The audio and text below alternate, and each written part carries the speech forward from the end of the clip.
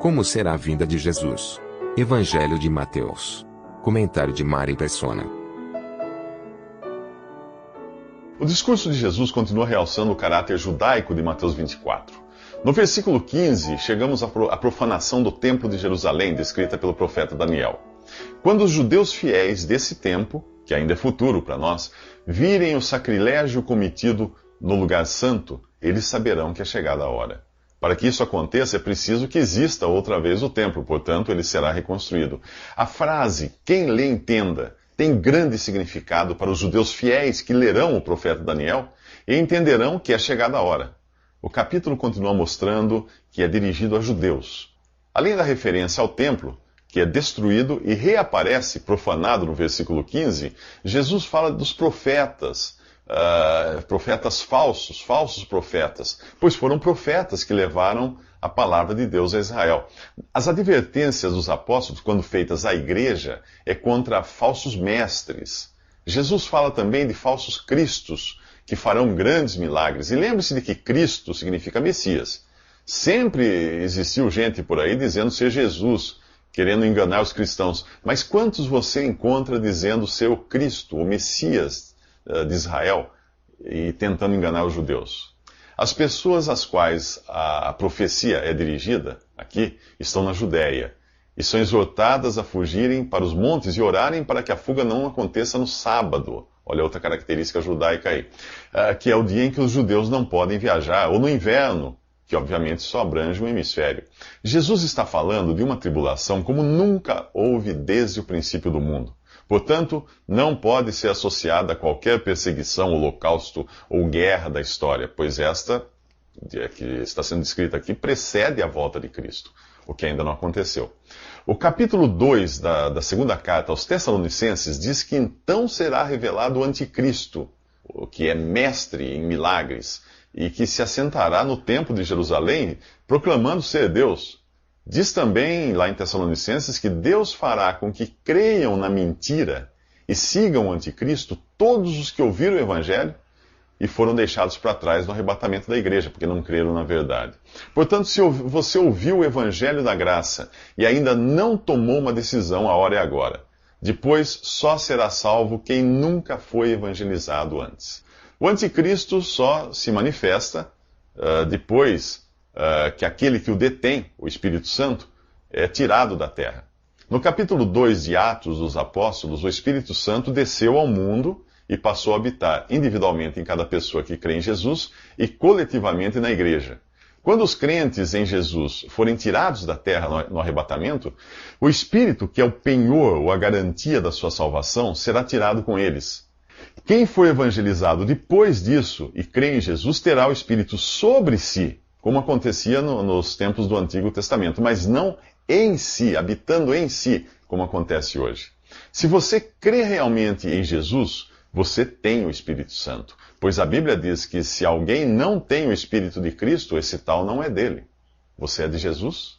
Nos próximos 3 minutos, o firmamento é abalado com a impressionante volta de Cristo. A segunda vinda de Cristo é visível em todo o mundo, ao contrário do arrebatamento secreto dos que creram em Jesus, que deve ocorrer uns 7 anos antes. Assim como o relâmpago sai do Oriente e se mostra no Ocidente, assim será a vinda do Filho do Homem. Quando Jesus veio da primeira vez como um humilde ser humano, ele foi rejeitado e entregue à morte. Sua segunda vinda não será assim. Ele não virá mais como o servo que se esvaziou a si mesmo, mas virá em glória e majestade. Quando ele morreu na cruz, houve trevas por toda a terra tremeu. Quando ele voltar, o sol voltará a se escurecer e o firmamento será abalado. Mateus fala de estrelas cadentes e do sinal do Filho do Homem sendo visto por todos no céu. Aí sim vai cair a ficha para muita gente. Todas as nações do mundo se lamentarão quando virem o Filho do Homem vindo nas nuvens do céu com poder e grande glória. O profeta Zacarias revela os sentimentos de Jesus nessa hora. Olharão para mim a quem traspassaram e lamentarão. E pudera, você pode imaginar o que é ver retornar assim aquele de quem os homens achavam ter se livrado lá na cruz? É o mesmo Jesus que o povo escolheu para morrer em lugar de Barrabás, um ladrão e assassino, e nem imaginavam que ele estava realmente morrendo ali no lugar de pecadores. É o mesmo Jesus em nome de quem foram realizadas cruzadas e guerras sangrentas. É o mesmo em nome de quem foram assassinados milhões de verdadeiros cristãos. O mesmo cujo nome é hoje explorado por mercadores de almas. Sim, naquela hora ninguém terá dúvida. O desprezado carpinteiro agora surge como Rei de Reis e Senhor de Senhores. O condenado aflito, cujo rosto foi alvo de socos e cuspidas dos seus algozes, ele desce agora com o rosto brilhando como o sol. O humilde cordeiro agora vem como leão, não mais montado num jumentinho, mas tendo as nuvens como sua carruagem. A vinda de Jesus será digna daquele que é a imagem do Deus invisível, primogênito de toda a criação, pois nele foram criadas todas as coisas, nos céus e na terra, as visíveis e as invisíveis, homens, anjos, tudo. Todas as coisas foram criadas por ele e para ele. Do átomo ao universo, com suas incontáveis galáxias, tudo feito por ele e para ele. Ele é antes de todas as coisas e nele tudo subsiste. Ele é o que mantém todas as coisas pela palavra do seu poder, inclusive eu e você. Se você ainda não creu em Jesus, a hora é agora.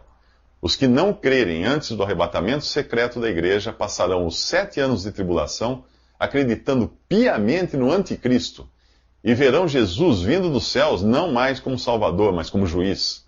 Hoje a salvação é oferecida de graça. Depois, não pague para ver. Nos próximos 3 minutos, os anjos partem numa missão de resgate. Ao retornar, Jesus envia os seus anjos em 2 missões distintas.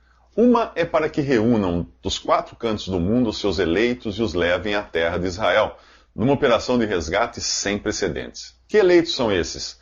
Por outras passagens, nós sabemos que a igreja é o povo que Deus elegeu antes da fundação do mundo, e que Israel é o povo eleito desde a fundação do mundo.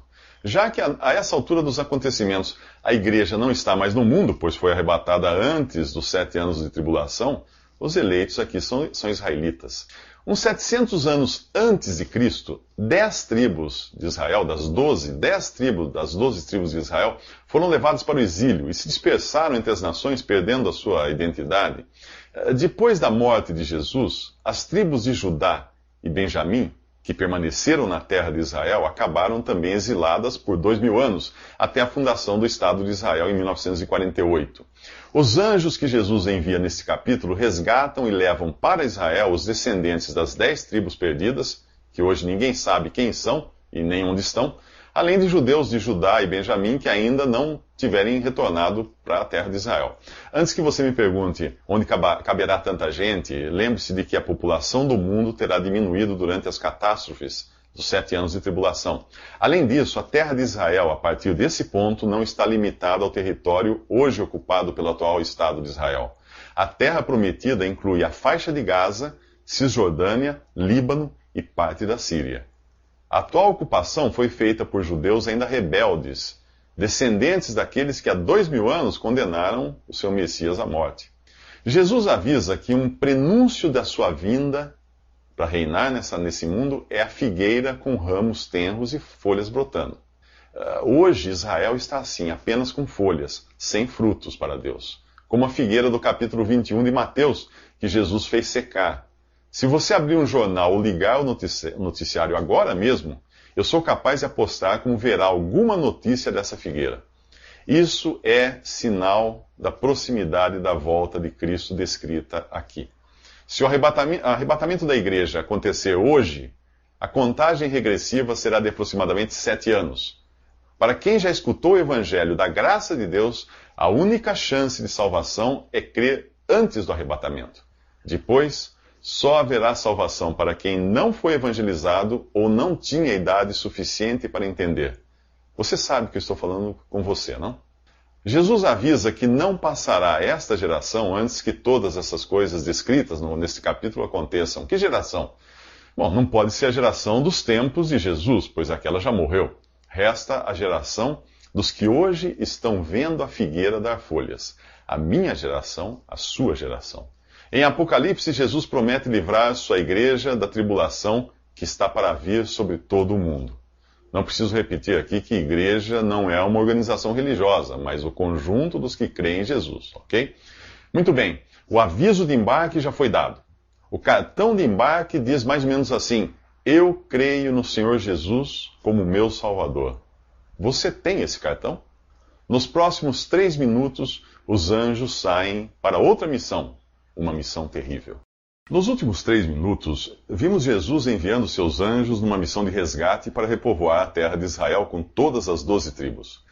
Agora os anjos são enviados numa missão de juízo e condenação. Você se lembra da parábola do joio e do trigo no capítulo 13?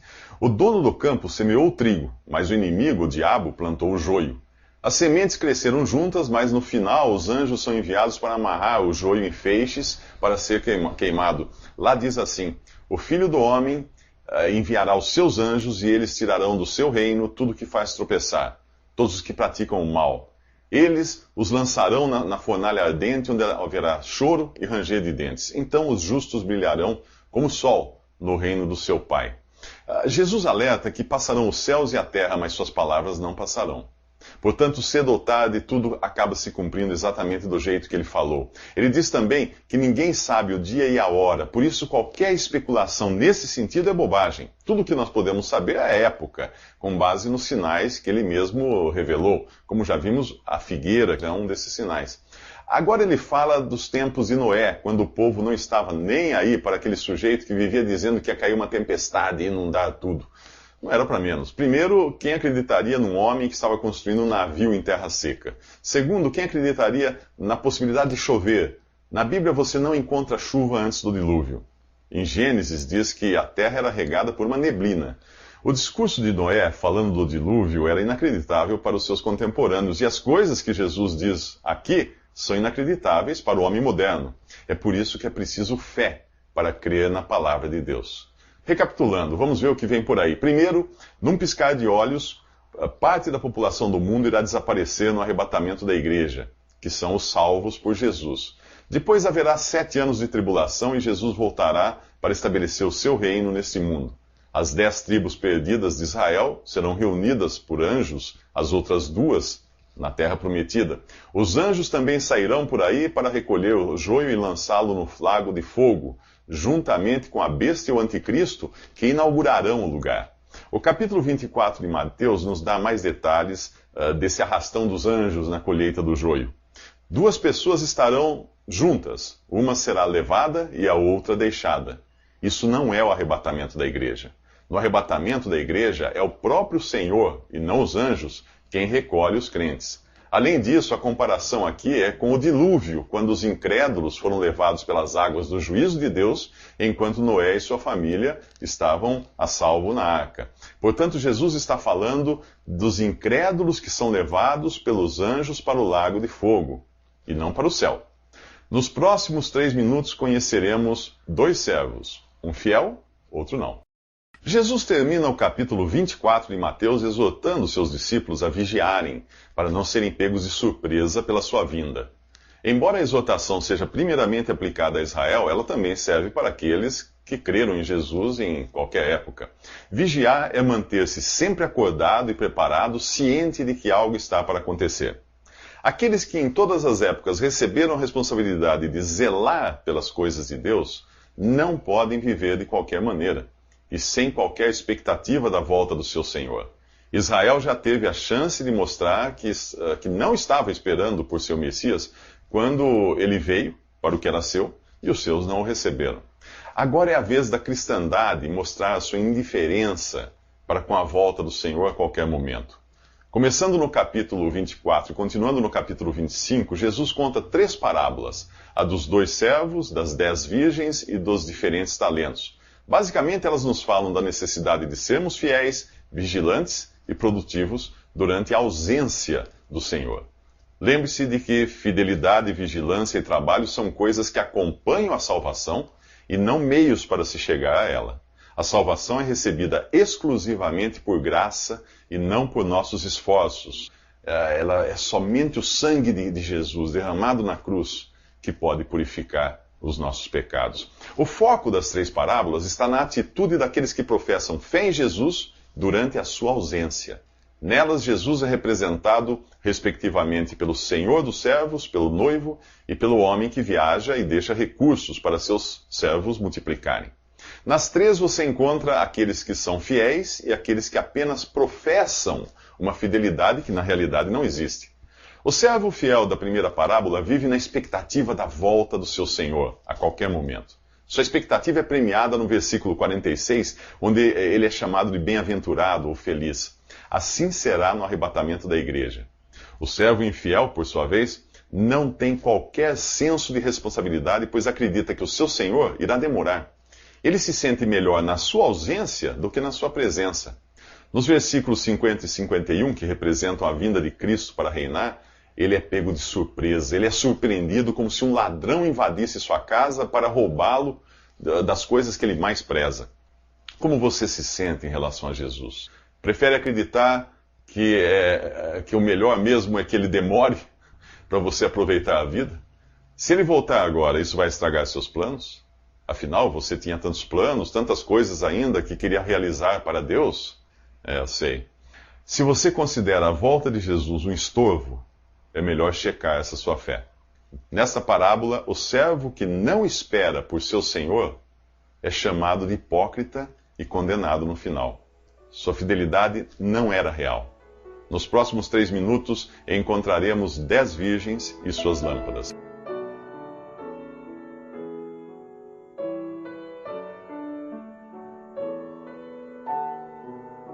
Visite Respondi.com.br.